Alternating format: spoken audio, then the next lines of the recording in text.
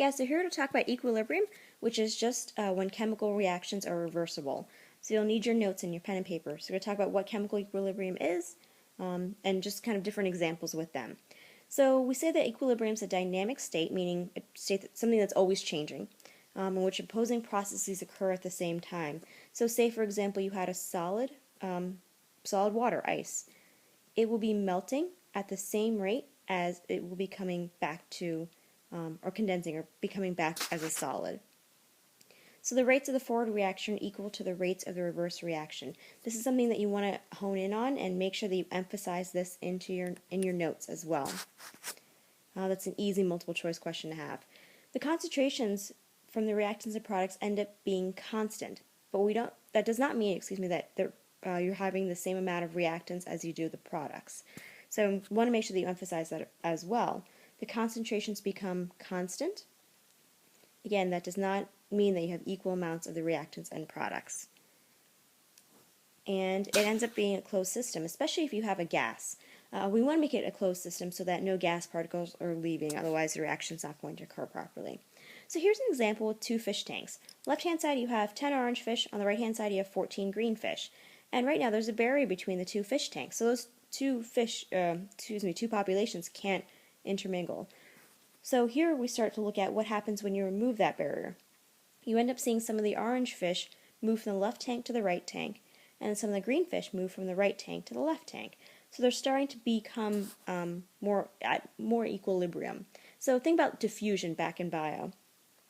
So here at equilibrium, you end up having 5 orange fish in both the left and the right hand tank, and 7 green fish in the left and the right. Now notice the orange fish are not equal. The number of orange fish are not equal to the number of green fish, but they do stay constant from one. The number of orange fish stay constant from one tank to the other tank. Same thing with the number of green fish. So let's take a look at water inside of a sealed flask. So here we have liquid water particles inside of this flask, and any of the gas has been removed. It has been stoppered, meaning that no other gas particles can come in and nothing else can leave. So if we look here, moving towards equilibrium, which is the second picture, we see that these liquid water particles are starting to evaporate and go out into the airspace inside of that stoppered flask. So we have evaporation occurring here. At equilibrium, which is the third flask, you end up having particles moving towards, evaporating and condensing all at the same time. So the rate of evaporation is equal to the rate of condensation. So you end up having a steady amount of liquid inside of the solution, or inside the flask. So let's take a look at these graphs. These graphs are really important to make sure that you know, and they're kind of key you into what's actually happening inside the reaction.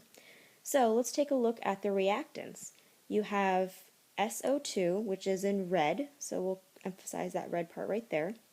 The oxygen is in blue, because it's showing me right here that it's in blue.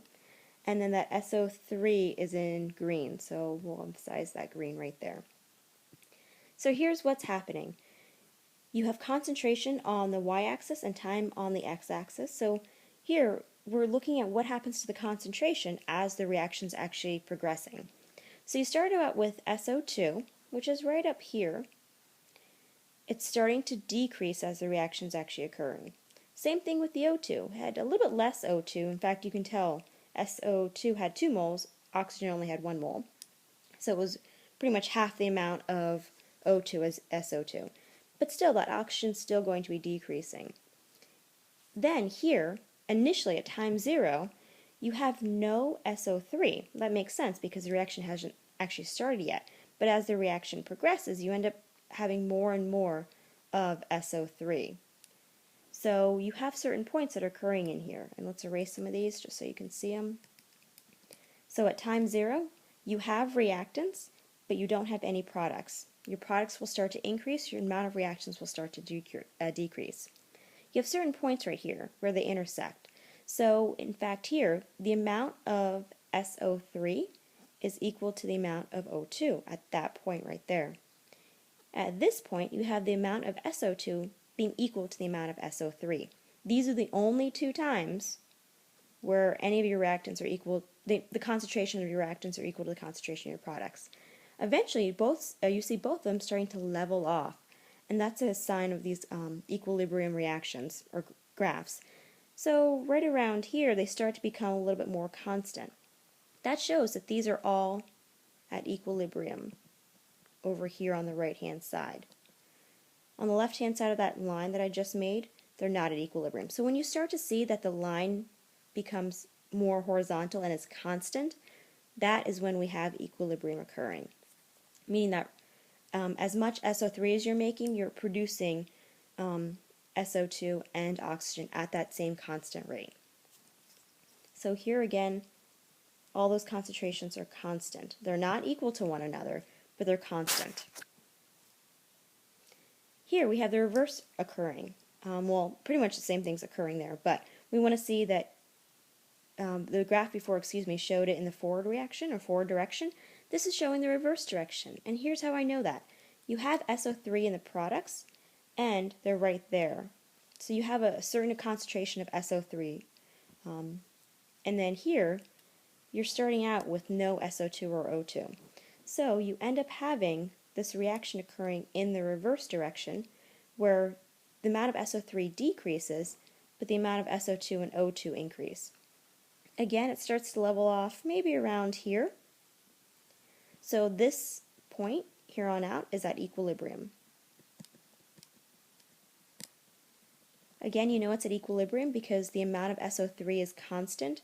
It's that concentration that's staying constant. The amount of SO2 is constant, it's that horizontal line, and the concentration of O2 is constant.